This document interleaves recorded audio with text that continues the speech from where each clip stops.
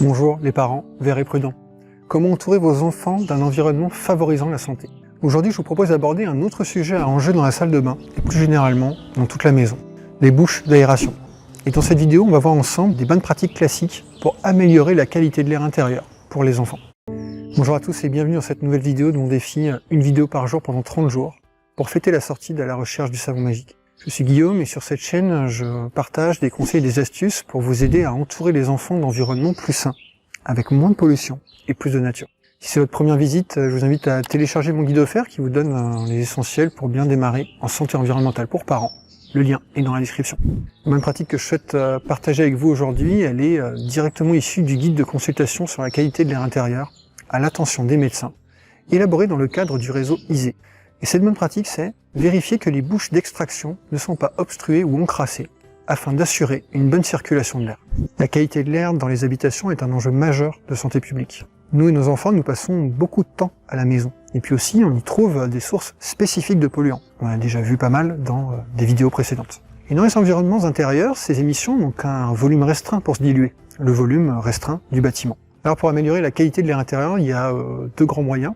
Un, c'est diminuer les sources de polluants présentes dans les environnements intérieurs. On a déjà vu plusieurs bonnes pratiques en ce sens. Et deux, renouveler l'air intérieur. Dans une vidéo précédente, nous avons vu l'importance d'aérer les différentes pièces de la maison, au moins 10 minutes par jour, été comme hiver. L'autre moyen de renouveler l'air intérieur, c'est d'avoir un système de ventilation bien efficace, pour obtenir un renouvellement permanent. Ce système de ventilation, classiquement, il peut être constitué de bouches d'extraction, il s'agit alors de ventilation naturelle, et aussi de VMC, pour ventilation mécanique contrôlée. Pour que votre système de ventilation soit bien efficace, la première chose à faire est de ne pas perturber son fonctionnement. Et en ce sens, l'Observatoire de la qualité de l'air intérieur, l'OQAI, fait plusieurs recommandations. Ne perturbez pas la circulation de l'air dans votre logement.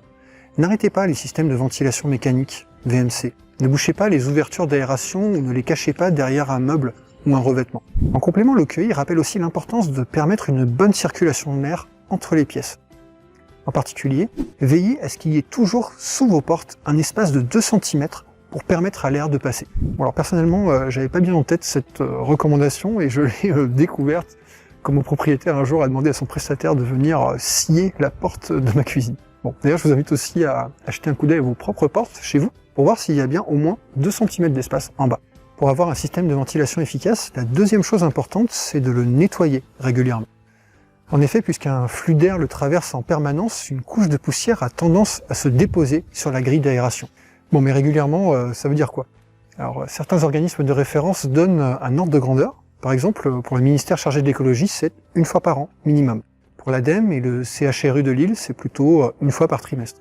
Bon, je vous invite à considérer ces fréquences comme des points de repère indicatifs que vous pourrez adapter, notamment en fonction de l'encrassement que vous pourrez constater visuellement. En complément, la Fédération française du bâtiment met en avant un point de vigilance. Les bâtiments construits avant 1982 ne sont généralement pas équipés d'un système de ventilation. Bon, ces bâtiments sont aussi souvent peu étanches à l'air et la ventilation se fait donc aussi par infiltration.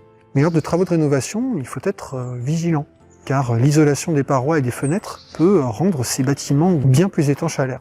Il est donc souvent nécessaire de mettre en place une ventilation permanente lors de la rénovation énergétique de ces bâtiments. Voilà pour cette bonne pratique de santé environnementale pour parents. Si elle vous paraît utile, je vous invite à mettre un pouce bleu, ça prend juste un clic, à laisser un commentaire et surtout à vous abonner en activant la cloche.